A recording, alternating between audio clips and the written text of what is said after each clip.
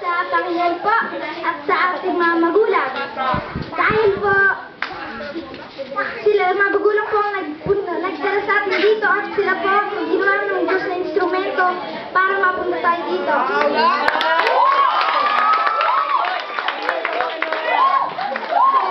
Pinaguhugutan!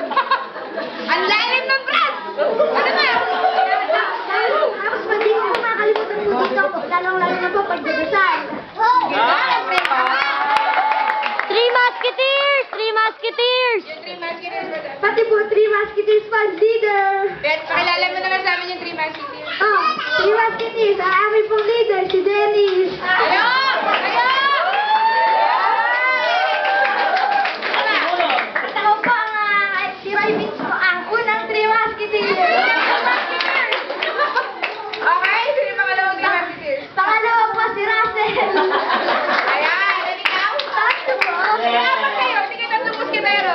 Three Musketeers po, weekly.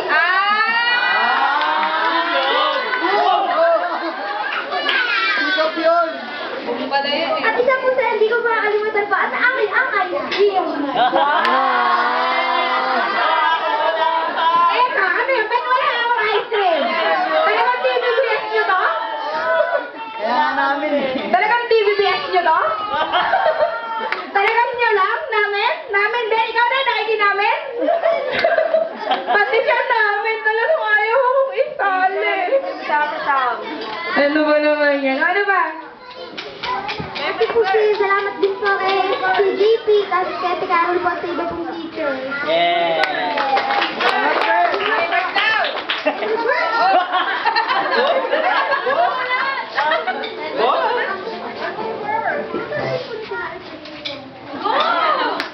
Listen, my son, to your father's instruction and do not forsake your mother's teaching.